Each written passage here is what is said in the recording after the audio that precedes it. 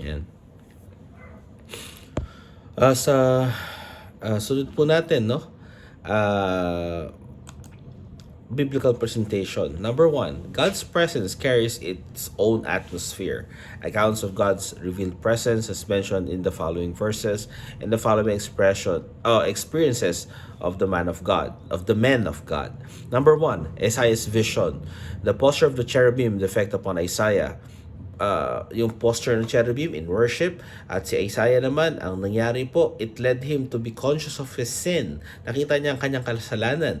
Kay Ezekiel naman, yung prostration upon his face, nagpatira pa siya, unang muka sa lupa. Pangatlo, si John sa Patmos, nung nakita niya yung vision ni Christ, ang nangyari, he felt like a dead person. Para siyang namatay, na nag-prostrate din siya. Either nagmukhang patay o talagang anyong patay siya nung panahon na yon. He felt dead. He felt like dead. And then pang-apat, Jacob in Bethel, nakita natin doon yung panginginig as he saw God in a dream. Nanginginig siya. Si Moses and Joshua both experienced that the ground that they were standing were made holy. Sa case nila ay tinanggal yung kanilang sandals. And then Elijah and the still small voice, not the spectacular forces of nature. Nakita natin yung still small voice ng Panginoon, hindi yung ingay, hindi yung theatrics o kung ano pa man. Isa lang pinopoint dito, that in all of this, there was no pre-design. The places may even not conducive for worship. It is God's presence that created the atmosphere and made all the difference. It's not the place, but the presence of God. At makita natin, ang predominant experience nila doon is they've seen the holiness of God. It led them to revere God and to see how unworthy they are. It didn't make them feel na I'm so blessed, I'm so important, I'm special. No. It led them to worship God in the beauty of His holiness. Okay? So, number two, God's word demands a consistent atmosphere. Take note that God's presence is mediated by the church, by the ministry of the Word of God. The mediatory work of Christ is through His Word. Siya ang verbo, ang salita ng Diyos na nagkatawang tao at hinayag ang salita niya through Christ. So, the atmosphere will be either consistent with that word or inconsistent with it. So sabi sa Deuteronomic law of worship in Deuteronomy chapter 12, 29-32, sabi dun sa dulong part, you shall not worship the Lord your God. Sa verse 31, in that way, for every abominable thing that the Lord hates, they have done for their gods. For they even burn their sons and their daughters in the fire to their gods. Everything that I command you, you shall be careful to do. You shall not add to it or take from it. So, consistency. Walang pagdadagdag o pagbabawas. Bakit? Pag dinagdagan mo, pinawasan mo yung way ng Panginoon pagsamba, this will be in danger of worshiping God through the ways of the world, or at worst, demonic. Nagsusulog sila ng mga anak. Delikado yun. Yun ay parurusahan ng Diyos. So the point is, when the word dominates the atmosphere, will it not be that what people demand, but how will not be what the people demand, but how they respond. Sabi po ni J.I. Packer in Formation Revival, the preaching of the Bible is the mainspring of worship. This is the first reason why preaching should be regarded as the climax of congregational worship. From this flows the second reason, namely that congregations never honor God more than by reverently listening to His word with full purpose of praising and obeying Him once they see what they are called to do. So anong pinaka-importante? Pagsamba sa Panginoon by the reverence of His word and by putting it into practice. So what's the core atmosphere? Reverence for God and the things of God, supremely represented by the Word of God. So number one, there is an appropriate place for fear or dread of God. Makita natin sa mga verses na binanggit dyan, and every time na sumasamba sila sa Panginoon, may tamang panahon na matakot ka at mag-revere. At sabi dito, hindi lang fear na kundi to dread God, kasi He can work mightily. At sabi work mightily, minsan iniisip natin, wow, may miracles, signs and wonders. Hindi lang yun. God can kill you. and He will do whatever He pleases. No? Kapag hindi karapat-dapat ang pagsamba at nangyari ito in biblical times hanggang sa panahon natin ngayon. Kung maalala niyo yung kinento ko, no, sa isang iglesia dito sa Quezon City, yon yung pastor nagbiro patungkol sa Lord's Supper, on the spot namatay siya, natake sa puso, ginawa niyang kakatuwanan si Kristo. Maaring ano yun, no, pwede sabihin hindi naman connected yun talaga, pero I mean, what are the you wanna play Russian roulette with God's presence and God's word? Be my guest. Pero ang Diyos ay hindi magpapalait, lalo na sa kanyang iglesia. Sunod. Number 2, predominant thought. Reverence as awe at the exalted glory of God. The first 4 commandments of the Decalogue require reverence. Yung first 4 commandments ng 10 commandments ay nire-require tayo na kumalang sa Panginoon. Levitical worship orientation. Sabi, I am the Lord. Before the Lord, makita natin doon na ang Diyos mismo ang nangungusap sa pagsamba. And worship summons in Psalms. Ang pagtawag sa pagsamba ng Panginoon ay nandun lagi yung reverence, yung paggalang. Nandito, kumbaga, ang hari. Tayo magbigay galang, no? Sa New Testament summons naman, in the book of Hebrews, sabi, let us offer to God acceptable worship with reverence and awe. May paggalang at dakila sa Kanya. Hindi yung ipipresenta natin ang ating mga sarili sa panambahan na parang napaka-dragging natin, napaka-irreverent, no? Kailangan may pagsamba na may paggalang sa Panginoon. Sabi ni John Armstrong in Reformation Revival, the theocentric and historic approach begins with an august, holy God who is to be adored.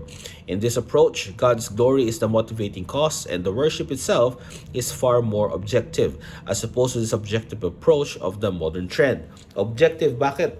Lahat it points to Christ, to God. Theocentric, si God ang sentro ng panambahan, hindi yung subjective o yung subjective approach natin na nakadepende sa mood, nakadepende sa feelings natin. Hindi po. Ito ay patungkol sa pagsamba sa Panginoon, may paggalang at hindi sa pag-please sa audience or pagiging seeker-sensitive. So naman po, case against entertainment and worship. A public show by performers for the purpose of pleasing an audience. So ano nangyari kapag gano'n? Yung parang worship or theater ang dating ng panambahan. Number 1, it trivializes a serious. No, wala yung kaseryosohan o yung paggalang nga, no? It blunts direct confrontation with God's word. Sinasalungat nito yung salita ng Diyos at dahil doon, no, nagagalit ang Panginoon, no? At worse, hindi talaga iglesia yun. Walang pakialam doon ang Panginoon. Kahit ano pang gawin dyan. It militates against meditation. Nangyayari, no? Imbes na meditative ang pagsamba sa Panginoon, yung pag-focus sa kanyang salita, sinasalungat ito na entertainment. Minsan, hindi pala minsan, kadalasan, mindless, no? And last, it is very poor substitute of the rich variety of spiritual response to God, which is, sabi ng salita ng Diyos, sumamba tayo in spirit and in truth. Nawawala yung elements na yun. So, nagsasuffer ng mga spirituality at ang buhay ng iglesia. Sabi ni Charles Spurgeon, the fact is that many would like to unite church and stage, cards and prayer, dancing and sacraments. When the old faith is gone, enthusiasm for the gospel is extinct, it is no wonder that people seek something else in the way of delight. Lacking bread, they feed on ashes. Rejecting the way of the Lord, they run greedily in the path of folly. At dito yung sinasabi ni Steve Lawson na famine in the land, nagkakagutuman. Bakit? Hindi naging centrality yung salita ng Diyos. Puro junk food na nangyari, or at worst, lason ang kinakain ng iglesia. Nawa, hindi ito mangyari. Sunod po, controllable externals. The external circumstances must serve the atmosphere of reverence and not distract from it. So, visual stimuli, yung nakikita sa mata. Ban on images, pinakita sa Book of Deuteronomy. So, what of Protestant ways of presenting the divine? Hindi tayo nagpapakita ng mga imahe. Kaya kakita natin sa iglesia, sa panambahan natin, wala makitang images. No? Kasi we don't want to lose focus sa salita ng Diyos. Preaching-centered, visible prominence of the pulpit and the Bible. Nasa kalagitnaan dati sa mga charismatic Pentecostal churches, yung drums. Dahil po. Excuse me po, ako'y nisipon kasi. Ang nasa kalagitnaan ng stage ay yung drums. Nakakahiya, no? Ngayon, kita natin ang visual prominence of the pulpit and the Bible. Kaya nga, mga deacons, no, challenge sa atin, susunod, magkaroon tayo ng table sa harap, no? Nandun yung Biblia para talagang makita natin na prominente ang salita ng Diyos. Sunod po, minimize distraction and temptations. Calling attention to itself, modesty of women's attire, napaka-importante yan na hindi ka pupunta sa church para pagtinginan ka. Kundi, pupunta ka sa iglesia para sumamba sa Panginoon. Hindi tayo yung bida. So, modesty in women's attire. Ganoon din sa men. Kailangan kapita-pitagan tayo. Pangalawa, audio sensitivity. Silence in the presence of the Lord. Yung katahimikan, kinakailangan po yan. Kaya we have to make sure that we control our kids. Napaka-importante yun. At tayo mismo, magkaroon tayo ng self-control. Huwag makipag-usap sa katabi na necessarily. At yung mga cellphone, napaka-importante, naka-silent.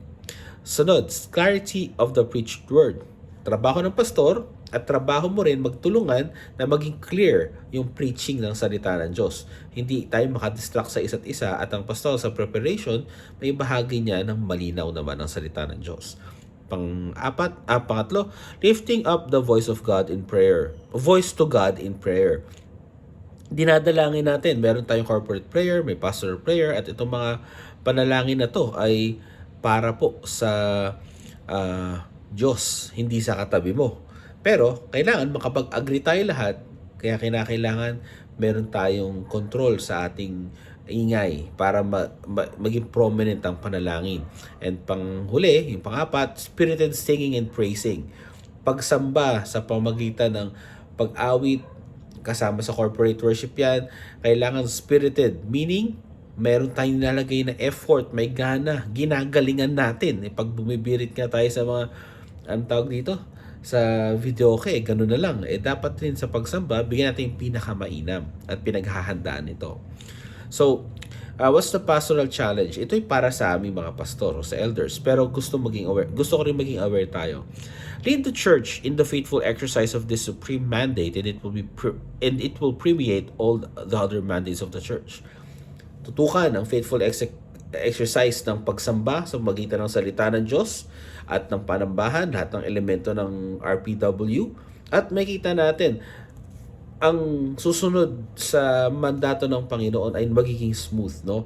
Pero kapag hindi natin nilagay sa prominence yung salita ng Diyos, yung panambahan, magsasuffer yung iba. Kahit ginagalingan natin, halimbawa, nag-aabuloy tayo ng malaki o kung ano pa man, naging charitable tayo o sa iba pang mandato, pero napabayaan natin ang worship, masasayang po ang lahat.